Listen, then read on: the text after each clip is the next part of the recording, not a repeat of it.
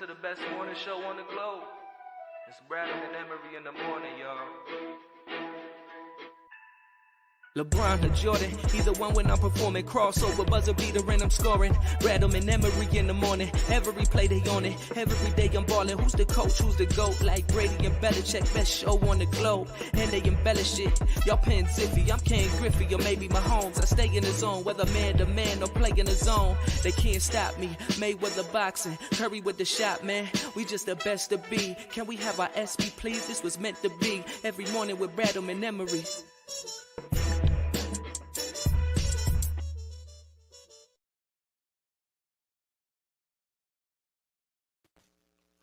Yes, sir. You know the vibes. Brian in the morning. Marcus Brown, Justin Emery. Yo, we're back. Yes. We are back. New background, who this? Yeah. Standing up, because I have to. Yeah, we'll figure that out. Yeah, that's still a work in progress. Now, normally I would have a button down on, but technically I'm on vacation. Yeah, I hear you. So Wednesday, we talked about, one of the reasons why I was very much in love with the Sixers playing the Raptors in the first round of the playoffs. On Wednesday night, the other shoe dropped. The other reason why I wanted to play this team. And I looked at this as a chance for redemption for one of the greatest injustices ever done to Philadelphia sports 3 years ago. Mother's Day, 2019, Game 7. We all know it, the 4 bounce. And the idea of knowing, okay, last time you guys had the best player in the world. This time we have the best player in the world. Mm-hmm. And that opportunity of going up there and having some. Now, listen, did I think that, we would have an opportunity to have a heart-stopping, rip your heart out play like that? Wishful thinking, yes. But listen, we didn't think it was going to happen that way. Would you take it back? Say it again? Would you take it back? Would I take 4 bounce back or last night back? Or Wednesday night. Would you rather have had them blow them out? No, Game 3? No. I love that.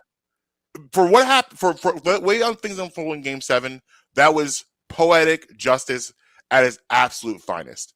They were up the entire game. They got up by 17 in the first half. Yep. The Sixers only had 2 leads, and one was the first 3 seconds of overtime, and then Joel Embiid's 3-pointer. Mm-hmm. That was the only 2 leads they had all game. I love the way that unfolded, and just I love the idea of being the villain. Like I'm okay with that. Oh, yeah, I love that. I think the Sixers are learning to embrace. I prefer it almost. I think the Sixers are learning to embrace that also of what it is to be the villain, because that's a game they would not have won 3 to 4 years ago. I've never seen them win a game, that type of game, before, and it got me thinking. Because, I don't want to get ahead of myself, but allow me to dream if we may. Last Wednesday night opened up a lot of doors that I didn't know was necessarily open going into the series. While I did think this was a great matchup for them, I thought it was a nice path to the Eastern Conference Finals. A win like that makes you believe that almost anything's possible. And it takes me back to 14 years ago, because we got to be honest with ourselves about the Phillies, the 08 Phillies. Going into that season, none of us thought that was a World Series year. Going to the playoffs, I don't think anyone thought it was a World Series year. But what changed everything was Shane Victorino stepping up to the plate on a nice night and hitting a grand slam homer off CC Sabathia. That opened up the pathway to anything's possible. If I recall correctly, wasn't that a day game? It was a night game. Oh, it was a night game? They started off. It was they won game 1. Was it Brett Myers at bat that was during the day game? No. That all happened. The Brett Myers at bat led up to the Victorino grand slam. What they played a day game though during that series though, if I recall correctly. They played a random 1 o'clock playoff game. Game 1 was a day game. Okay. And, so that game, they won that game, and obviously everyone's happy, but everyone's like, okay, well, you got CC game 2. CC game 2. This is when CC Sabathia was, mythical. Who's that dude? Yeah, he was mythical. He traded for him. It was a rental, and he just was a guy that he was ridiculous at that point in time. No one hit him.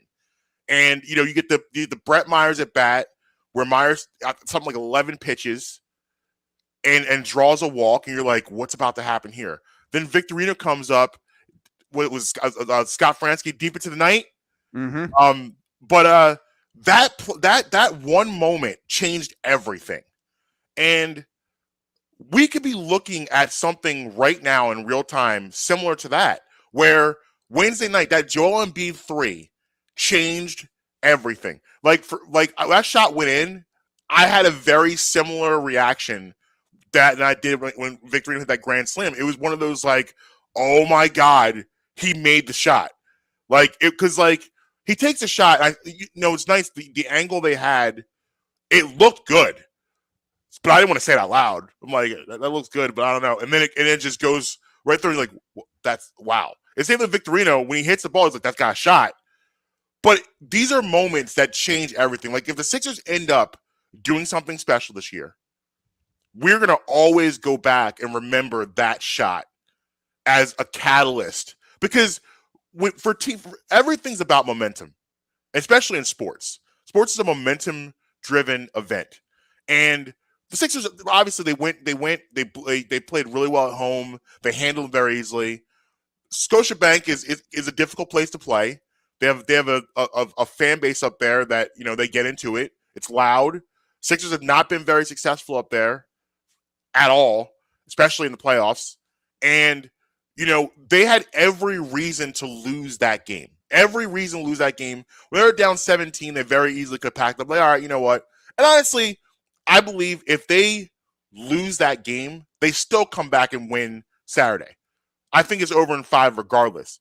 But that game, it builds confidence. Like, you win a game like that, you're like, you know what? We can fly, man. We can do anything.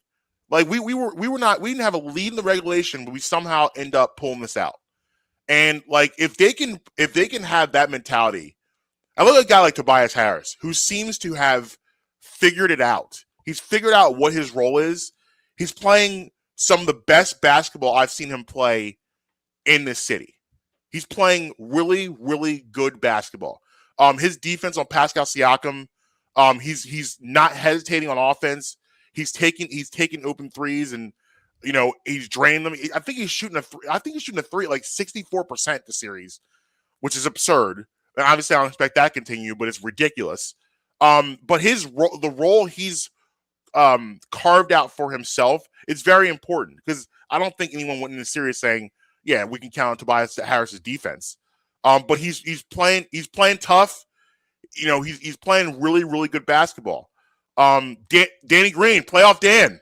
And this is exactly why I didn't want to turn my back on him, because as ugly and as bad as he was during the regular season, Danny Green's the type that you get in the playoffs, he's reliable. And he is hitting big shots.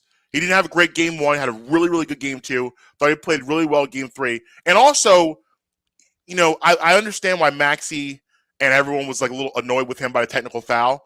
But I think that was like him getting fired up like that and angry. I think it helped wake them up a little bit. Because listen, I'm not a huge complaint about the refs guy. I don't usually do that. No, we try to avoid that on this show. As a program, we try to avoid. It was bad Wednesday. Really, really, really bad. Like Michael Jackson, 1987, bad. Really, really, really bad. Well, so, did you hear the press conference of Nick Nurse after Game 3? Oh no, is he still complaining? I'm going to see real quick. You pull it up if I can, but I want you to hear how he talks. Yeah, and tell me who he reminds you of. Okay. Because I heard it and I was like, huh? He looks like Drew Carey. He does look like Drew Carey. When Drew lost all that weight, he absolutely does. Yep. But right, Drew Carey. No, I'm saying like when you hear it, your eyes are gonna get big, and I'm going to say, who does he sound like? And you're gonna say, no way. That's a lot of pressure. Oh, when I heard the first time I heard it, I was like, no. No. So give me a second, see if I can dig this up real quick. Okay. But yeah, so it's you're having a lot of the components that you need to be successful. Back from the top of my head for those on video. You're having a lot of those components that you need to be successful in the playoffs all come together. You know, you're getting your stars to perform like stars. Joel Embiid, James Harden had, you know, arguably his best game as a Sixer in Game 3 before he fouls out. You're having your role players find their roles. You have Maxey being that guy that, you know, that young component where when a team's not playing well, he can carry it for a couple minutes. And he did that. He's a big reason why they got back in that game Wednesday. So you're literally having everything come together. All right, we got Nick Nurse. Yeah, so I have the full press conference here. I'm just going to skim through to find the part that I'm looking for. Okay. But yeah, so done such a good job of that beat in the first half. Obviously, when he got it going, and listen, I don't know. Listen to the cadence of his voice. Made 3 of them, and they were all, 2 of them were really tough for sure. One of them I think was pretty wide open at the top of the key there. But for the most part, our guys were executing what we were trying to do, and then we had to make the adjustment when he was playing. You're gonna have to help me out here. Oh no! Listen, and he sounds extremely similar to a former Eagles coach. Down the stretch of regulation that probably could have put the game a couple possessions ahead, and just never. I heard it there. I don't think Pascal scored. That first part of the case, yeah, he's something Andy Reid. No. Other game, or did you just find out matchup? Yeah, he Chip. was. They put him. Close your eyes. For most. He of the, sounds like most Chip. Of the half, and I heard Andy in the beginning. Playing him up a little bit When you more. go back to that first bit of that clip, the first couple words sound really forceful with the ball. He was either scoring it or going to the free throw line on his drives. He sounds So we like had to start Chip. taking the ball out of his hands a little bit. I see it, but it's At least slower again, than Chip. I thought we brought it. Like, Chip, Oh no, Chip. like, Chip was like moving. Yo, his press conferences were something else. Yeah.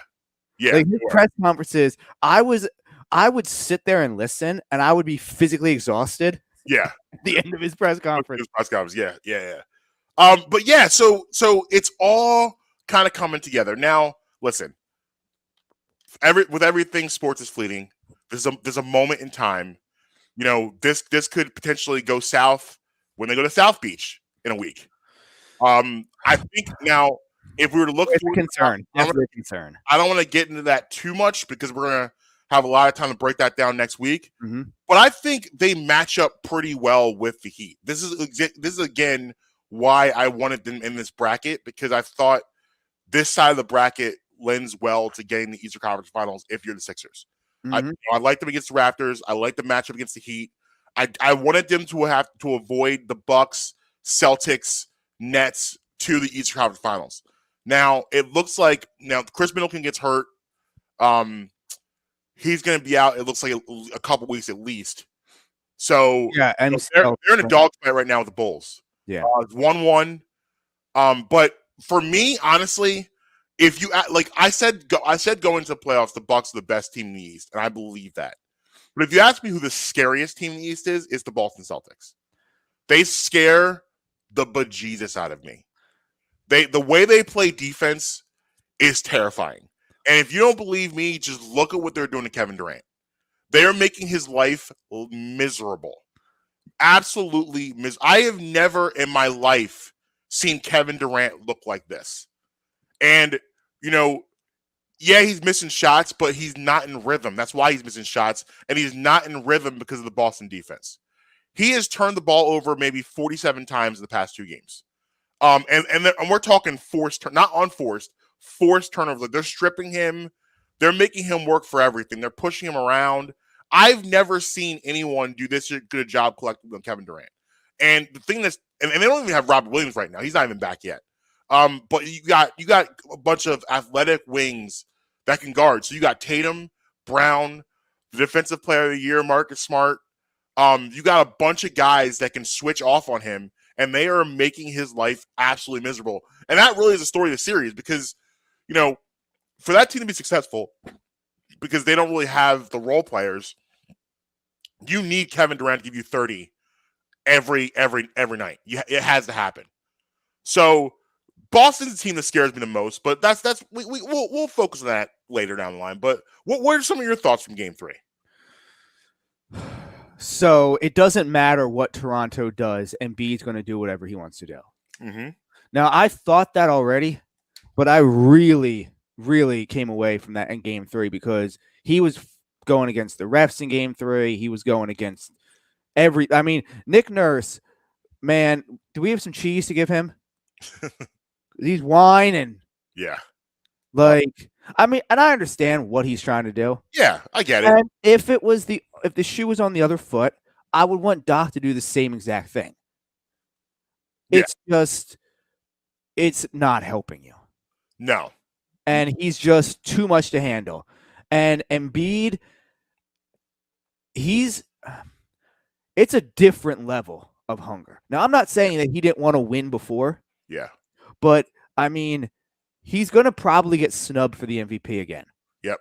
Now, this is now back-to-back MVPs he should have had. Yes. Last year, I think you could make more of a case for Joker. And last year, I wasn't as... And that was the first time we'd seen Embiid perform on that level last year. So Joker's been doing that for a couple years. So I was okay with him not winning it last year. This year is egregious. The entire basketball world says he's the MVP. Yeah, the idea that you're going to put Jamal Murray's ACL over the Ben Simmons situation is silly. Is your MVP going to be getting swept in the first round? Right. You ready for this? Going back to last year, your MVP. Well, I'm not saying you personally. I'm saying, you. I hear it. Your MVP has lost 7 straight playoff games. Now, I understand this is a regular season award, but how are you going to keep giving the MVP to somebody that's getting punked playoff game after playoff game after playoff game? My MVP doesn't get ejected in playoffs.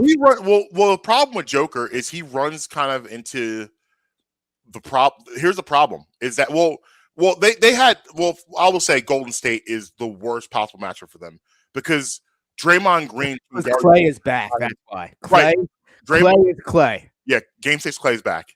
They can Draymond Green can guard Joker by himself. Yes, that's a problem because Joker, what he does is gets that ball in the high post, likes to create all those opportunities, and because Draymond can guard him by himself, these passing lanes aren't there. He doesn't have those passing lanes that he's used to having and used to seeing. You try to stay away from double teaming him. But you also, what you do is you put eyes on him.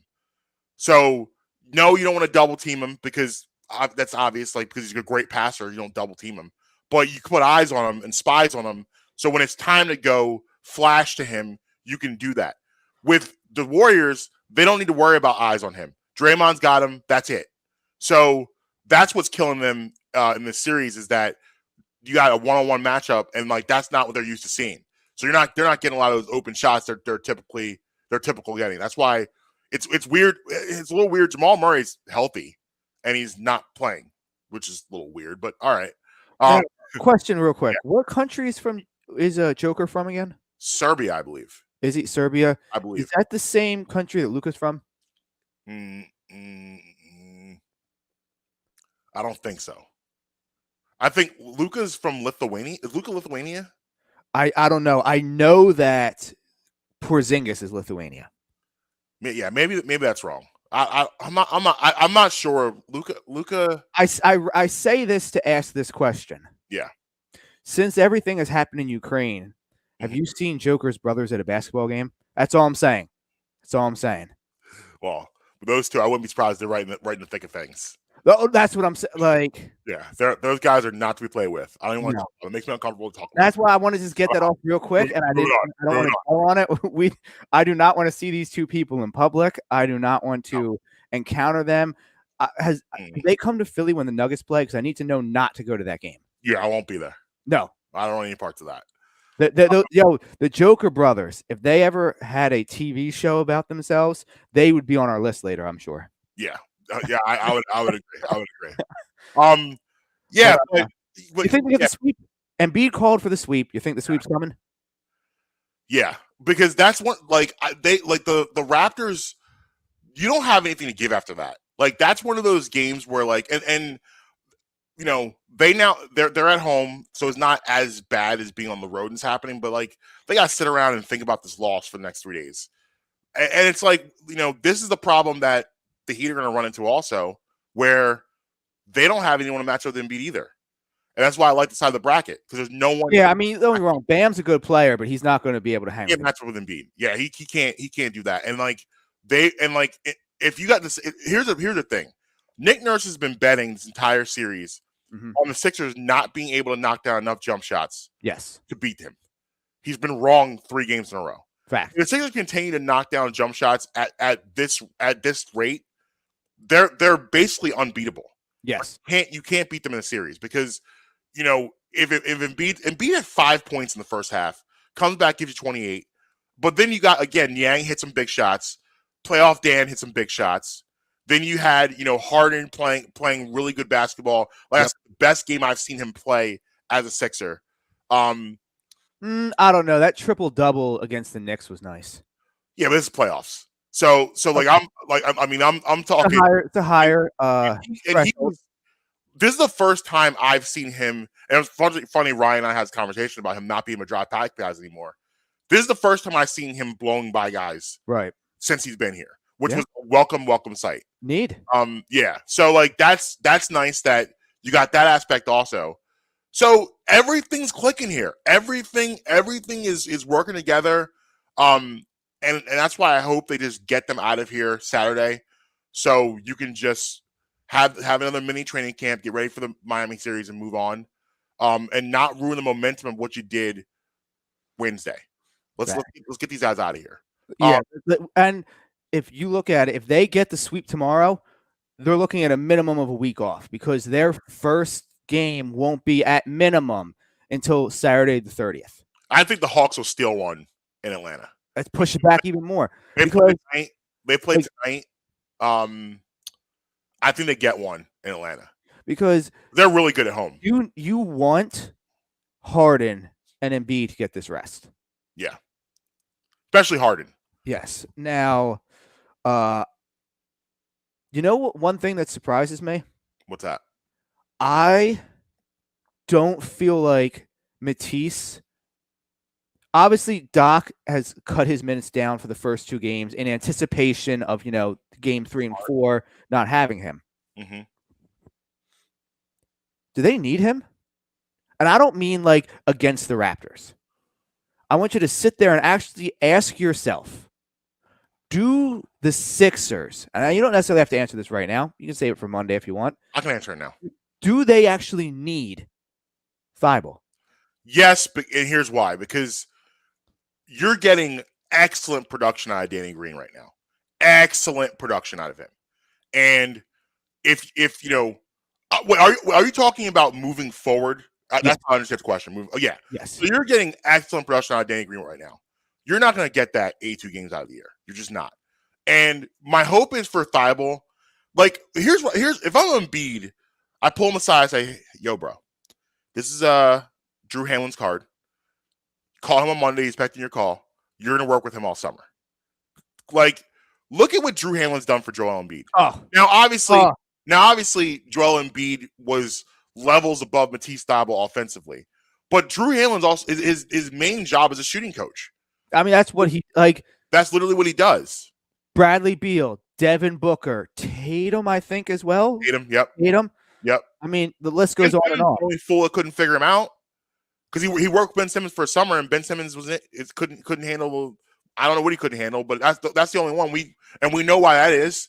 So that's the guy that Matisse needs to work with, because if Matisse can just become a knockdown jump shooter, that's it. Just a 3-and-D guy.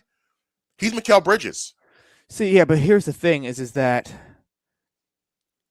for all that we've killed Ben Simmons for, and justifiably so. I'm not trying to say it was unfair that we've killed Ben Simmons about his offensive game. Mm-hmm. Ben's game is 10 times better than Matisse's offensive game. 1,000%. But Ben skates by in this city with like in a half court. It is worse with him on the half court than with Ben Simmons. I disagree with that. Here's the deal. Ben was a number 1 draft pick, number 1. And Matisse Thybulle was a late first round pick. So I'm going to be way more patient with Matisse Thybulle and with Ben Simmons.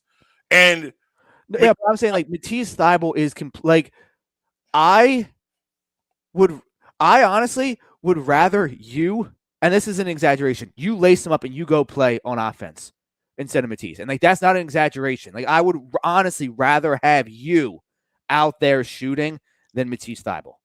Well, I think with Harden for the most part, and we haven't seen a lot of playoffs, but Matisse has barely played because of the situation. Yes. So, I mean, that could the state of Florida, he's not going to have an issue playing. Right. Right. So you'll see him a lot more in second round. And what Harden has done really well is got Matisse to cut without the ball, got him some easy layups, got him some easy dunks. And, that's been the way how they've been using him offensively. But Matisse Thybulle is a defensive genius. He really is. And, a guy like that, if you want to come in and give me 15, 20 minutes of great defense, I'll take that any day of the week.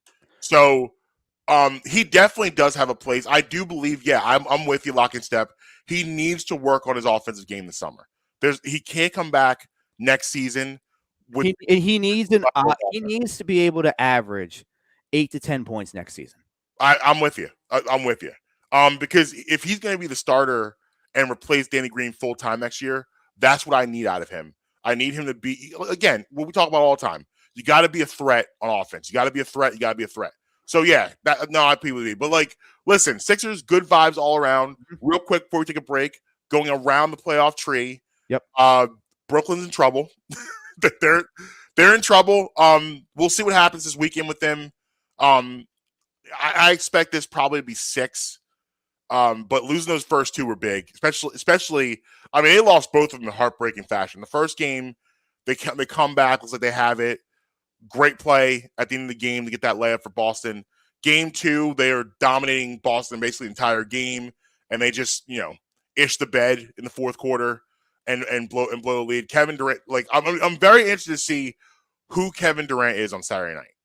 Like what happens with him, because it's like I said, it's been unbelievable watching what they've been able to do to him. So we'll see if there can be a Kevin Durant game and he can, carry them for a night. We'll see. I mean, he has the ability to turn into the Grim Reaper. So easy money sniper is always available. So, and then, Milwaukee, Chicago, a lot tougher matchup than people thought. I mean, Chicago was a plus 10 in game 1. And they played them. They almost got blown out in the first half. But they played them pretty tough since then. They get the win in game 2, going back to Chicago. That's Chicago. People forget, but United Center is one of the greatest atmospheres in the NBA. That place will be rocking. It'll be loud. No Middleton for the Bucks. So we'll see what what they can do. I still think the Bucks will pull it out, but now if they don't have Middleton, they're not beating the Celtics. That's not happening. So I expect the Celtics to be in their Eastern Conference Finals. The West Side, Devin Booker hamstring issue. mm-hmm. And the Pelicans 2 to 3 weeks. Yeah, Pelicans come out and they win game 2. Man, it always comes back to the Lakers, right? I'm looking around the league. I'm looking at D'Angelo Russell, Brandon Ingram. They gave up on these guys way too soon, and now they are. Well, D'Angelo Russell had to go. I don't think so. Listen, what he did was wrong, no question. I'm not picking Swaggy P over D'Angelo Russell. No. What it is you have to choose your locker room over him at that point in time. It wasn't. I mean, I agree. I'm choosing Russell over Swaggy P. Yeah. If you're making me choose between the players, but that was a Lakers trust in the locker room pick. And I get what he did was awful. You can't do that. But also at the same time, he was 19 years old. Yeah, but if you can't have you've played sports. Yeah. For players, the locker room is their safe zone. Yeah. That is their safe. They feel like when in the locker room, they're allowed to be themselves. Right. Now I understand. I think this was actually on the road at a team hotel or something. Yeah. But same thing. You're the same, and so you had to get. Yeah. But I mean, Brandon Ingram, No, that's the one. That's the one. And I'm even okay with. Obviously I understand that was in the same trade, but I'm okay with them getting rid of Lonzo. But Brandon Ingram is the one. I mean, Lonzo too has turned himself to now. I think Lonzo needed to get away from the California environment. He needed to leave home. Yeah, I think maybe that helped him. But yeah, it's just interesting to see, especially how well Brandon Ingram's performing, how good he's become. So yeah, I don't know, but so listen. The Suns are gonna win that series. It's all about the second round for them. Are they gonna be able to win without him if they have to play in the second round? We'll see. The Mavericks, Jazz series, the Jazz are gonna have to break this thing up. If they lose to this team without Luka Doncic, how do you come back from that? Like, Luka hasn't played in all 3 games. So here's my rebuttal to that, because I originally at first thought the same thing. Utah's got to blow it up. However, what are you blowing it up to do? You got to rebuild that. It's not working. But not Utah's not a destination. Trust me, as someone who's been there, they have to go through draft. Oh, that ain't good. Yeah, they have to go through the draft. They don't. Yeah, you're right. They're not a destination. They have to go through the draft. Like, as someone who has been to Utah quite a few times, I can promise you, Utah is not. Yeah, I agree. It takes a special soul to play in Utah. Yeah. But you look Usually that soul. Gobert, Mitchell, Bogdanovich. It's not working. It's just not working, and I don't know why. Like, because they're a team that, like, you kind of expect to be in that upper tier of the West, and it's just not working. Again, losing to Dallas isn't shameful, but losing to Dallas without Luka is a problem. And losing that game, they should never get game 2. Like, how do you let Jalen Brunson go off for you for 40, and then game 3 just basically getting dominated? Jalen Brunson reminds me. We about to hit break. Any more playoff games? Did we hit all the series there real quick? Or is there any more? Is there one more? I think we hit all of them. I think we hit all of them. I think we got. No. Pelicans. We did. We got put up with Pelicans. Yep. Oh, we did? Okay. Then that's hits all. Shout out to Jay Wright. Yeah. When you said Jalen Brunson, it reminded me of that. Yeah. We haven't had a chance to talk about that. That came out of nowhere. You may see a lot of these coaches though with all the new rules and rules of college sports. The old guard might leave. Yeah, so I'd say all right, because Jay Wright still. I mean, he looks incredible. He's only 60. He's like 60 years old. Yeah. So I mean, it's a good time for the walk away. Final 4 appearance. But he's already in the Hall of Fame. Right. Especially for that program. Now I didn't know he was the head coach of USA Basketball. Yeah. I didn't know he took over for Pop. Yeah. I knew he was on the staff. I didn't realize he had succeeded him. Yeah. So you have that. He's well respected in basketball, in college and pros. What he did for that program, like Nova obviously wins championship in '85, and had a little bit of runs in the '90s, but he's turned Villanova into a blue blood program. Which before he took over, which is remarkable for a little school from Philly. So good on him for that. Oh, but Marcus, they're not a Phillies school, though. I don't understand. That's stupid. I hate when people say that. But yeah, congratulations on an amazing career, and I mean, I'm interested to see what he does next. 2 quick NBA things before we hit the break, real quick. Number one, during our break, I'm going to make a call to KOD. And see if they mind closing for the road games the Sixers are down there for. Okay. Because I don't need Harden there. No. Let's just be we don't need that. I think they're probably gonna hang up on me. I'm sure. Listen, I'm sure Embiid's gonna be all over him. But listen, you gotta be smart about it. Like if Wednesday night, for instance, you're in Toronto. Toronto's one of the best party cities in the world. Oh yeah. So Wednesday night, you guys want to go out, toss around. But it has terrible strip clubs though. Have you seen that Reddit thread? No. There is a Reddit thread. It's old. It's from Harden's Houston days, where this guy took Harden's career stats and compared them with all the NBA cities and how their strip clubs rank up. And he created a full formula about which cities he'll play good in and which cities he'll play bad in. Apparently, Toronto, despite the fact it's a top shelf or top flight party city, probably the top one in Canada and definitely probably a top 15 to 20 in the world. Apparently, though, their strip club scene Not great. Not ideal. leaves something to be desired. Well, he played pretty well Wednesday, so there you go. But yeah, if you want to go out Wednesday night, rip it up, you got a couple days off. Yeah. Then Thursday, that's the move. And then Thursday, Friday, best behavior. You want to go out for a nice dinner Thursday night. But then Friday, obviously, you're locked in. And then you get Saturday. So I'm okay with that. You got a couple days. That's fine. I have heard there's a restaurant in Toronto Mhm. that Sixers as an organization love to go to. And when the Sixers play on the road in Toronto, the restaurant won't open for any other customers. They're like, oh, the Sixers are coming.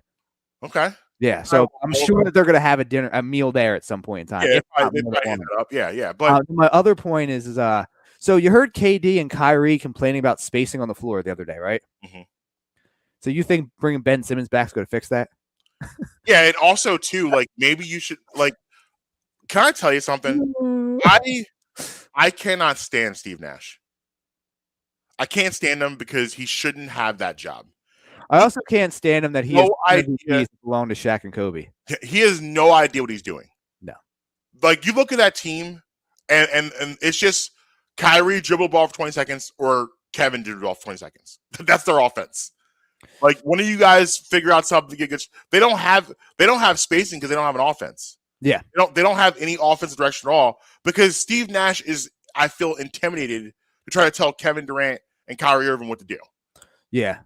And they don't and you go after that, they really don't have the pieces, but they don't have an offense. They don't have an offense there at all. See, and he'll it's a shame because that organization and team is a mess. But if they go out in the first round, he'll probably be the fall guy for this. And in the same regard, he shouldn't be the fall guy for this, but also he shouldn't be there anyway. They just need to listen. I'm gonna go talking again, but they need to. Here's the deal with the Nets. They are being punished by the basketball gods because they have been playing a game for the past 2 years of trying to tell people the regular season doesn't matter. And it does matter. You need to play regular season games. You need to have cohesion. You need to have chemistry. You can't go in the playoffs only played 15 games together. It's not going to work ever. And they keep trying to do that formula, and it's not working for you. So you're being punished. Yeah. Well, I agree. Let's hit a quick break, and on the other side, we got some things to get into. Did you see Saul? Did you tell me you watched it? I watched the whole thing. All right, good. So, people on the other side, if you have not seen episode 1 yet, there will be some spoilers. So, yeah, we'll warn you when to come in. You can and to leave during that segment.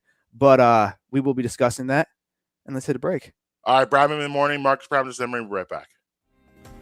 Looking for authentic Mexican food close to home? Great news. District Taco is just around the corner in Abington, Pennsylvania, and they'd love to fiesta with you. Offering delicious fish tacos, a California burrito stuffed with guac, steak, fries, and chipotle mayo, plus sweet, crispy churros. District Taco has it all. Try out the newest location and come back for more. Get 10% off your first in-app order with promo code BREMI10. Always fresh, always Mexican, District Taco. Relationships can be tough, and finding that special someone can be even tougher. So when it's time to make a decision on what to do with the ring, you don't want to have that be tough too, right? Hi, I'm Marcus Brown. I want to talk to you guys, my friends at Vans Jewelers, located at 13 South York Road in the heart of Hatboro. Back in 2017, when I decided to get engaged, there was only one choice for me. Going into Vans Jewelers, I was quite nervous, but they put me at ease right away with their friendly staff and their easy selection. They have selections for any budget. Rings, watches, chains, earrings, you name it, they got it. They also offer free ultrasonic cleaning and stone checks on any ring. Vans Jewelers also provides cleanings while you wait every Tuesday through Friday. What else do you want? You can't beat it. Go see my friends at Vans Jewelers, located again at the heart of Hatboro, 13 South York Road. Justin here. Let me tell you about my friends over at Beef Jerky Outlet. A family-owned business, Sharon and Michael have the best jerky around. They have a huge selection to choose from, but always make sure to try my personal favorite, the Honey Barbecue Turkey Jerky. Don't think they only have jerky for sale. They also have the best supply of sauces, marinades, and rubs for all of your new recipes. Located at 110 Lincoln Highway, right by Oxford Valley Mall. Head on over there, go in and say, yo, Justin sent me. Every Friday, we're bringing you bits. But it's especially hilarious to me knowing what I've seen happen in McDonald's locations over the years. Hell, what I've done in McDonald's locations over the years. Hits. Always winterize your pipes. I think that is such a funny... And everything in between. Nah, see, it's the opposite. You don't see it, and he was totally about eating that baby. We are Twitty and the Brand. We're going to ruin something that you love. New episodes weekly on all your favorite podcast streamers. Yeah, man. Welcome back. Brad in the morning. Marcus Brown to Samurai. Yo. So we'll hit the facts. Then I got a little abbreviated hate it or love it for us. Okay. And then we'll get into some Saul talk. Sounds good. So we got April 22nd. Oh, shout out to a good friend of the show, my good friend, Earl. Happy birthday today. My buddy living down in Florida. Earl sweatshirt. When we were in college, usually today would be the last day of school, like last day of regular classes before finals. So his birthday while we were at Penn State would also usually, if it lined up on a Friday, be a wild day to turn up as well. So shout out to him. And he listens to the show, so I know he'll hear this. So shout out to him. So we'll start in the world of sports first. 1876, Marcus, the first National League baseball game is played. Okay. Do you know who what? Can you name me one of those two teams that played in that game? 18 what? 1876, a National League game. Cardinals? No. Pirates? No. I'm out. Philadelphia Athletics. Okay. Against the Boston Red Caps. All right. Yeah. Do you know who the Boston Red Caps actually went on to go and become? Red Sox? No, the Atlanta Braves. Oh, okay. The Red Sox were the Boston's American League team. Oh, all right. Yeah, that was a trick question. I knew I'd get you on it. That's why I brought it up. Yeah. 2004, Pat Tillman is killed by friendly fire on this day. Yeah, I watched his football life. Sad, tragic story. Yeah, it's really sad stuff. Arizona Cardinals. Am I correct with that? Yes. Is he a Cardinals player? Okay. Phoenix Cardinals, actually. Oh, Phoenix Cardinals. Okay. Yeah, Phoenix Cardinal. Corner? Safety, I believe. Defensive player, right? Yep. Mm-hmm. Okay. 1978, the Blues Brothers makes their debut on Saturday Night Live. Oh, wow. Yeah. We also have what else do we have? Scrolling through the world of sports. Not a lot. So how about in the world of hip hop? Do you know what album dropped today in 1992? It was the third, what was that? The Chronic? No. It was their third studio album. And if you heard what I said, there should give you a little bit of a hint. Their third studio album dropped 1992. DMC? No. I don't know. Do you want me to just give you a hint? You just give me an answer. Beastie Boys. They dropped Check Your Head. Gotcha. Also on this day in 2004, Ghostface Killer drops the Pretty Tony album. Yeah. In 2004. And we got a birthday in hip hop too. Who's that? Shout out to happy birthday to DJ Drama, as well as happy birthday to Amber Heard, who is obviously all in the news right now. Yeah. Machine Gun Kelly, does nothing for me, but still happy birthday. Jack Nicholson, legend. How old do you think he is turning today, Marcus? He has to be in his 80s. 82, 83. Up. 86. Not that high. Go one more. One more lower. 5. There you go. Beast mode. Happy birthday to the beast mode today. Nice. And DJ Drama, we addressed that one already. And that sums it up for the important people. Yeah. So that's today. And like I said, I have a little brief hater lover. We got 3 of them for today for you. Okay. So number 1 happened yesterday, actually, during a Yankees game. Did you hear about this? Miguel Cabrera. He's sitting at 2,999 hits. Yeah. Okay. He makes a plate appearance as a pinch hitter, and he gets intentionally walked. Ooh. When asked about it, the Yankees manager said, Miguel Cabrera cost me a World Series in 2003. He can sleep. Yes, he can sleep one more night on $29.99. That's petty. You love it. That's petty.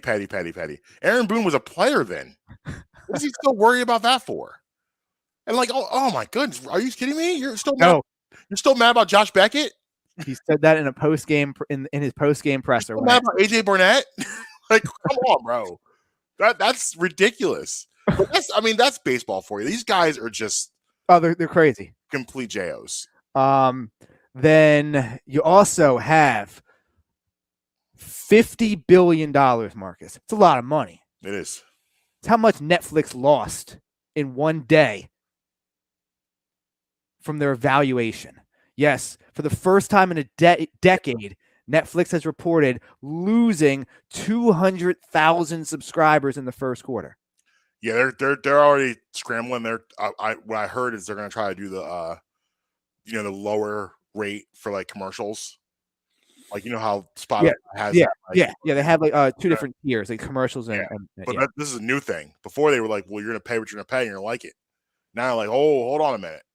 And I wonder why that. I wonder what happened.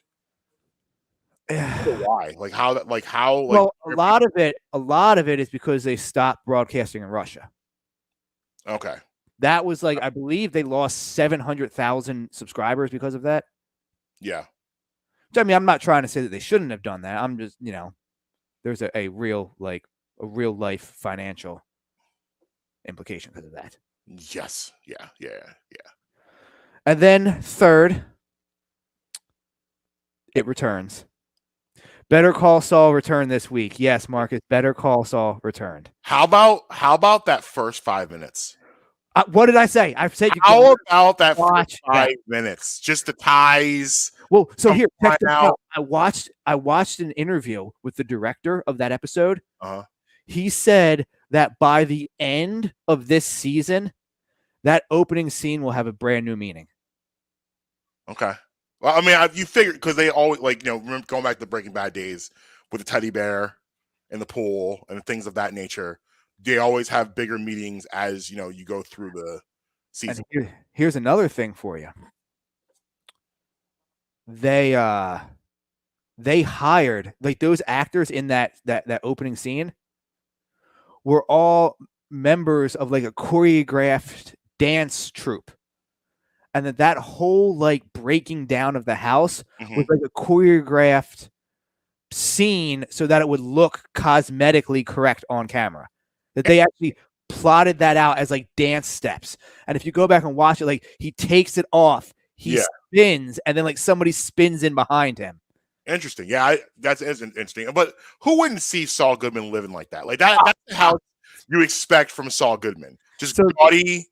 So they actually used somebody's real house for that. Like, somebody let them use their house to film that scene. Wow, but that's totally something you would see. Oh, yeah. From Saul Goodman. So, but yeah, it was a great episode. Nacho's scaring me, man. Yeah. Nacho's playing with fire. He's been playing with fire for a couple. I mean, he's been playing with fire for a couple seasons. Yeah, for a couple seasons he's been on his I'm interested to see how it turns out with Salamanca. Lalo, yeah. Yeah, Lalo. See where that goes because he obviously has a die. And he Well, if you remember, going in Breaking Bad, Mhm. they reference Lalo, Yeah, so you know eventually at some point in time it's going to happen. right. You just don't know. He has to. He can't. It's either him or Gus. And we know Gus survives this, so Yes. it has to be him. So that's that'll be interesting. I guess what's her name? Saul's girlfriend, Kim, his Kim. wife now. They're now married. They're married. Yeah. So like he talked about his wife a lot on Breaking Bad, but like I guess I always I don't know why, this is just me. I always expected her to eventually leave him, but I guess she's a ride or die to the end. So she's really bothering me a little bit in that first episode. Like the first season 1 through 3, I'm just like, yo, every guy needs to get themselves like a Kim Wexler.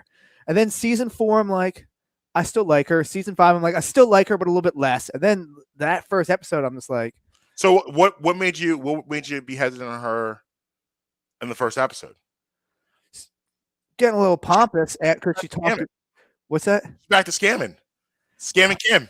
I don't think I like scamming Kim. I don't think I like Kim as a scammer. I think I like her just like being willfully ignorant. Well, it'll be interesting to see that's one thing I think. Well, obviously we'll learn, but I still hate Skylar over everyone. Is she in the Saul Goodman? Because she's giving him some ideas and things to say and things like that. So how much of his world, like when we get into the Gus world, oh wow, and the Walter White world and Jessica Pinkman world, how much was she involved in that? I just looked over. I have on right now. First things first, just mute it so I can see what the headlines are during the show. Mm-hmm. I look over and Nick Wright is shirtless with a Versace bathrobe on. Okay, I'm gonna move on. Yeah, I didn't. I looked over and I was like, I don't know what's going on here, but we're gonna move. I need chains on, watch. I don't know. Who does he think he is? Me with the sunglasses and the palm tree shirt on? Yeah. Yeah, like come on now. Yeah, I want to know like how much he was involved in that Jesse Pinkman, Walter White. Well, they apparently make an appearance this season. Yep, you sent me that clip, so I'm excited to see that. Now, see, what I'm expecting out of that is lighter Jesse. Yeah, Jesse knew Saul first. Like he knew Saul. I think actually you'll probably see Jesse by himself with Saul, and then you'll probably see some Walt stuff, later on. But you're gonna see Jesse probably way more because Jesse knew Saul first. You're gonna probably see Jesse. Maybe Tuco gets out of jail. Yeah, wasn't Jesse brought in by one of Tuco's associates? Or was it Jesse knew Tuco from what's his name? The dude that gets shot and killed. No. The dude who's the dude, the chubby dude, bald head that gets shot and killed, and Jesse snaps because of it. He's the one I think that knew Tuco. The dude that had the RV. Oh yeah. I forget his name because he obviously knew to say when he goes to Walt and he's like, I know who we can sell this large quantity. So I'm assuming that maybe Jesse knows Nacho.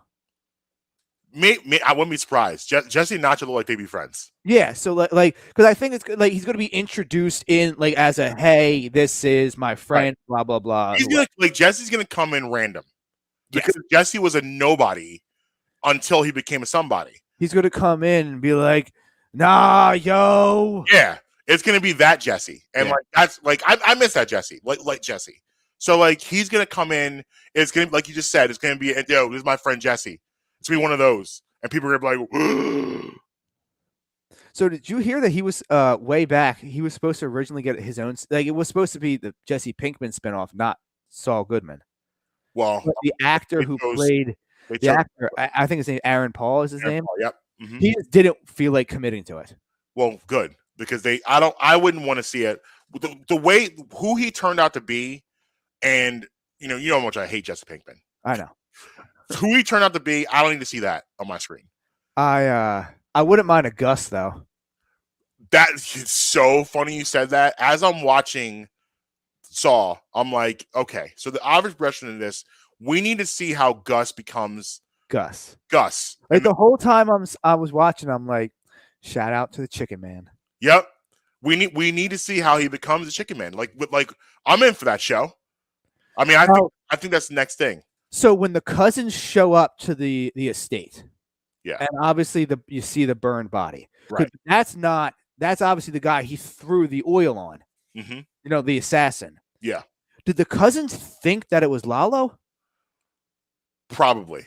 Or did they think it was? What's that? Is that Lalo's mother that lives there with him, or his grandmom? It was his family. Yeah, Nacho goes with the family. So like, yeah, it was. Yeah, it was. I'm pretty sure that was family. So his grandma, his mom, his grandmom, his aunt. Like that. The one you don't see facial expressions from those guys at all. No, and the one facial expression was like, "Oh no, everything's gonna burn now. Everything's gonna burn." Yeah. Did you see they actually made a American Greed like spoof for Saul Goodman? I didn't. No. Oh yeah, look it up on YouTube. It's only about 10 minutes long, but it's shot like it has like it's shot as if it's American Greed, but it's obviously Saul, a joke for Saul. Yeah. But yeah, it's I watched that. It's only about 10 minutes long. It's a nice little to get you into it. I think they released it as like a teaser to get you into this upcoming season. So in celebration of the return, and something we're going to start doing on the show on Fridays moving forward. Yes. Top 5 Fridays. So I said to Marcus, hey, I want to do a top 5, top 5 TV crime bosses. Specifically TV, not movie. Because I want them to be fictional, not a portrayal. No portrayal of Pablo Escobar. Right. Nothing of that nature. So Marcus has his list. I have my list. Do you want to go back and forth, or do you want to run down yours and then I'll run down mine? You go first. You can run down yours, and I'll go with mine. Okay. And these are in order. Okay. Yep. So I'm going to go number 5. Nucky Thompson in Boardwalk Empire. Okay. Played by what's his name? Steve Buscemi. Yes, played by him.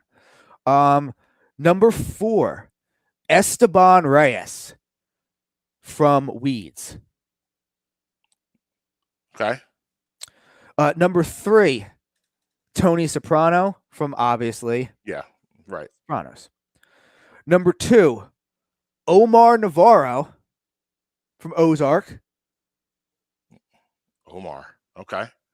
And number 1, Gustavo Fring, Breaking Bad / Better Call Saul. Okay. Now, some of those shows, there's obviously multiple people you can choose from. Yes. But I just chose the one that I thought was most deserving and the best character in those shows. All right, so for me, it's 5. I'm going in no particular order. All right, so Stringer Bell from The Wire. Do you remember he was really the second to Avon until he pretty much took out Avon. Became the guy, and he was a combination of the brilliance of this, but also the street smarts. He had the whole package. Played by actually now I can't think of his name, but he's actually Idris Elba, who went on to do really, really big things. Another from that, and I would just that he was in my consideration. Yeah, another from The Wire, Marlo Stanfield, which Marlo Stanfield was to me the best boss on that show. You're going to put two people from The Wire on there. Yes, I thought about doing 3. Omar Little almost made this list too, but I'm going Marlo Stanfield. His crew with him, Chris, and Snoop was terrifying.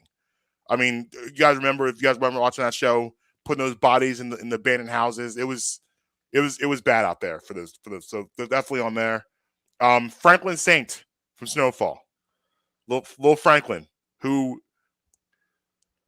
it's interesting with him. He grew in his character so much. Like at first, I think the first season, I don't think people really took him seriously. Very similar to a Walter White, where at first you're like, okay, and then you're like, oh, all right. Walter White, got to go Walter White. I put him over Gus because he took out Gus. So I go Walt over Gus, even though I do have big respect for the Chicken Man. And last, this is one might So surprise I would tear up some Los Pollos Hermanos, by me the way. too. Every time I see it, I want to eat it. This is one. The last one I'm going to say is one that may surprise a lot of people. And a lot of people may have never heard the show. And if you haven't, I'm giving you a treat. Okay. Teresa Mendoza, Queen of the South. It's really unfortunate that Queen of the South was on the USA Network because I feel like people didn't gravitate to it because it was on the USA Network. Wrong answer. It's on Netflix right now. You can I binge. haven't seen it. Teresa Mendoza is not to be played with. No. She is my favorite boss of all time. I love Teresa Mendoza. I love her story, her evolution, her rise from nothing to everything. The show ends completely gangsta. Like it's if you have not seen this show, if you haven't seen it, it's on Netflix now. You can binge it and watch the whole thing on Netflix. I think again, if you haven't heard of it, it's just because you don't watch USA Network. I get it, but it's incredible. So that's my list. Strong answer or strong list. I'm actually mad I didn't put her on my list. Dude, Teresa Mendoza is. I'm reassessing my list, and I'm knocking off Esteban Reyes and putting her on. Okay, that's fair. Okay. Yeah, she definitely deserved a seat at the table. Yeah, I'm Definitely deserved a seat at the table. Yeah, I'm mad I didn't put her in. That's all right. But I can't think of them all. Gus though, Gus is just different. Yeah. Yeah, his demeanor, like when he looks at Mike, it says "speak freely." It's like, who talks like that? But it works so well with his character. I mean, you could have went with Hector Salamanca. Yeah, you could have went with a lot of people like Walter White. You could have went with any of them. But I don't know. Gus is just like it's him riding around his little station wagon with Old Navy khakis on. He's got a net worth of 9 figures. Like I just can't get past that. Right. So, next week on Monday, you mentioned this. I want to do this. We don't have time to do it right now, but let's do this on Monday. On Monday, let's do who you want to be your number 2. Yes. Let's do that. Let's do that on Monday. So we're gonna have a conversation about you got the guy, but to be a successful organization in mafioso, you got to have the guy behind the guy. Yep. Protect it and protect everything. So we're going to have a conversation about who would be your number 2. So we're excited to do that. And just because someone didn't make the top 5 list doesn't mean their number 2 won't make the top 5 list. Facts. Your number 2 can make the list even if you didn't. Yes, we'll be recapping Game 4. Hopefully, recapping a sweep. Talking in a porta potty. They're number 2. Yeah. Next week we'll get some draft conversation because the Eagles draft coming up in a week, so we'll get into that. Yeah. Looking forward to that. Hopefully next Friday will be the return of Devin Caney. Fingers crossed. We'll see if we can get that going. And hopefully Monday we're discussing a sweep. Yep. Hopefully. But until then, Mark, be tweeting everywhere. At Justin Emery Show on the Bluebird app. Actually, no. I'm on IG too. Love to hear it. I'm never on IG, but it's there. Welcome. Brad Emery Pod everywhere. BradMeShow.com for the merch. Use promo code BREMI10 for 10% off your first in-app order at District Taco. And until next time, you can be with us, you can be against us, but never going to stop us. Have a great weekend. Late.